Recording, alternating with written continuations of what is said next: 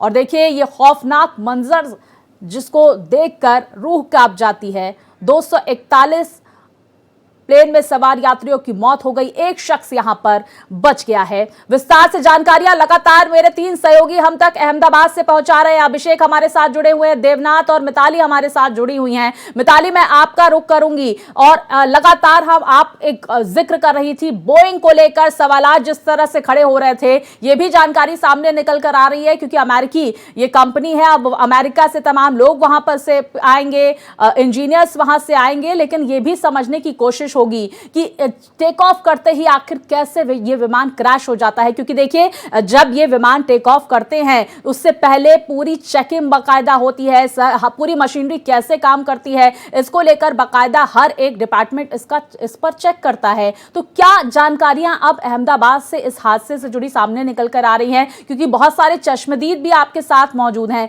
उनसे भी जरा समझिए कि कल का वो मंजर कैसा था। सबसे पहले तो जो है मेरे साथ अभी बोइंग 787 के बारे में मैं बताऊंगी, लेकिन अभी जो है इमरजेंसी सर्विस के 108 के जो लोग हैं वो मेरे साथ मौजूद हैं और इनिशियल स्टेज पे कैसे डेड बॉडीज को रिकवर करा जा रहा था, किसकी सांसें बची हुई थी, किसको जो है बिल्कुल जर्जर हालत में निकाला है, सीधे इन्हीं से जानते हैं। आपसे सबसे पहले जानना चाहूंगी, ये हादसा हुआ तो इमरजेंसी सर्विसेज आई तो जो बॉडीज को निकाला जा रहा था, कई लोगों की सांसें भी जो है चल रही थी, कितना % बर्न था, किस कंडीशन में वो लोग थे? मैम वो जो पेशेंट हमको मिले 2 पेशेंट थे, एक 65 ईयर फीमेल था और उनको 80% बर्न्स था और उसके बाद एक जेंट्स मिला था तकरीबन 35 ईयर होगा मेल पेशेंट, तो उसका भी 75% बर्न्स हुआ होगा और वो दोनों कॉन्शियस थे। बर्न्स तो ज़्यादा ही था और वो बोल रहे थे हमको जलन हो रही है, हमारा पूरा हाथ जकड़ा हुआ था कि हमको मैम बचा लो ऐसा बोल रहे थे।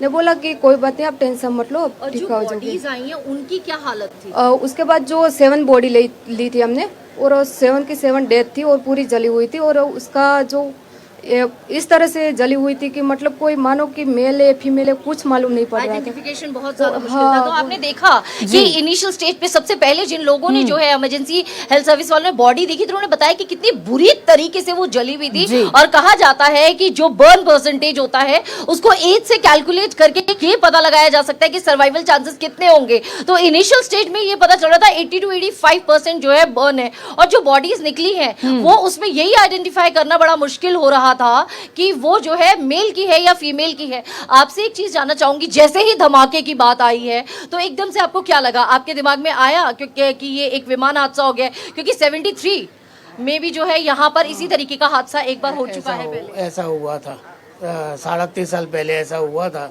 तब तो ऐसा ये धमाका हुआ तब ऐसा नहीं लगा कि ये प्लेन क्रैश हुआ, कोई सोच नहीं सकता क्योंकि पहले धरती कंप आया है वही हिसाब से हम तो निकल के बाहर दौड़े, जैसे बाहर दौड़े पब्लिक दौड़ती थी, जहाँ दौड़ती थी वहाँ आके हमने देखा तो पूरा का पूरा धुआं अंदर था। तो आपने सुना कैसे धुआं हो गया। और अब जब बात करें हम बोइंग 787 की तो सबसे बड़ी बात यह कि जो उसका कार्बन फाइबर होता है बहुत जल्दी फ्लेम्स पकड़ता है और इसमें 125,000 लीटर जो है जो ईंधन था वो मौजूद था और जिस तरीके से जो है बैक साइड में आप देख सकते हैं कि जो विजुअल्स भी हैं जो हम कल से दिखा रहे हैं, आग की चपटे कितनी तेज थी और जैसे ही जो पायलट है उसने इमरजेंसी कॉल किया, मेडे बोला, 3 बार बोला, लेकिन इतना भी रेस्क्यू टीम को टाइम नहीं मिल पाया कि कोऑर्डिनेट कर सके, रिस्पांस दे सके, क्योंकि चंद सेकंडों में 30 से 35 सेकंड में ही जो है सारी की सारी चीज जो है जल के राख हो गई थी। और अभी जो है यहाँ पर मौका मुआयना जो जगह है, साइट ऑफ इंसिडेंट है, वहां पर कल भी स्थानीय निवासी सबसे पहले पहुंचे हैं, उसके बाद SDRF, NDRF, CISF, लोकल जो पुलिस है वो पहुंची। रेस्क्यू ऑपरेशन मिताली हम देख रहे हैं कल से लगातार तमाम रेस्क्यू ऑपरेशन जारी है और लोगों को बचाने की कोशिशें लगातार की गई, लेकिन 265 लोगों की इसमें जान चली गई। मिताली आप बने रहिए। देवनाथ, इस पूरे हादसे को लेकर आपके पास क्या अहम अपडेट? देखिए, अगर रात से बात करें तो मैं यहाँ पर था और लगभग 12 बजे से 1 बजे के बीच जब मैं रात को यहाँ था तो मैंने देखा कि किस तरीके से कुछ जली हुई बॉडीज़ जो है बाहर निकाला जा रहा था। जाहिर सी बात है कि ये सिलसिला जो 265 का आंकड़ा है वो इस कदर परेशान कर देने वाला है, बहुत ज़्यादा परेशान कर देने वाला है।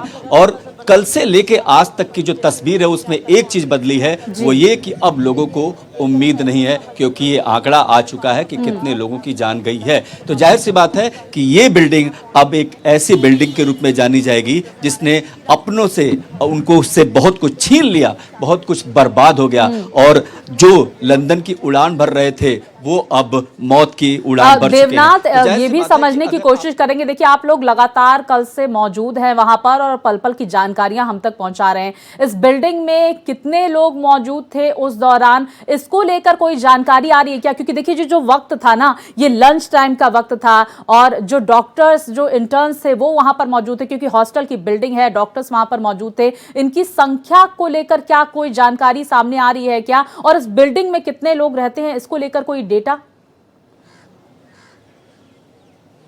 देखिए, बिल्डिंग की बात करें तो बिल्डिंग को आप देख लीजिए कि कितनी बड़ी बिल्डिंग है, और ये छात्रावास है और बगल में ये पूरा बड़ा एरिया है। तो जाहिर सी बात है कि इसमें काफी लोग रहते होंगे यहाँ पर जो है। लेकिन अभी तक कोई संख्या की बात करेंगे तो उस समय कितने लोग मौजूद थे ये कहना थोड़ा मुश्किल होगा। लेकिन जिस तरीके की भयावहता यहाँ दिखती है, जिस तरीके से ये पूरा इंसिडेंट हुआ है, उससे साफ जाहिर होता है कि बहुत सारी चीजें खाक में मिल गई। और अगर इस पेड़ के पीछे जाते हैं तो यहाँ पर एक बड़ा पेड़ है जो पूरी तरीके से जल चुका है, और अगर आप देखें कि किस तरीके से तो जो मलबा है आसपास पूरी तरह से बिखरा हुआ, अब भी बिखरा हुआ है। तो जाहिर सी बात है कि एनडीआरएफ लगातार इसको सर्च ऑपरेशन चला रही है और ढूंढा जा रहा है कि क्या कोई मलबे में तो दबा नहीं हो सकता। लेकिन इसके अलावा अगर विमान हादसे की बात करें तो कई सारी बातें कही जा रही है। क्या कोई मानवीय चूक थी, क्या कोई टेक्निकल एरर था? इन सारे सवालों का जवाब जांच एजेंसियां ढूंढेंगी। लेकिन इतना तो तय है कि जो लोग अपनों को ढूंढना चाह रहे हैं वो अब नहीं मिल पाएंगे, क्योंकि वो काल के गाल समा गए हैं। तो जाहिर सी बात है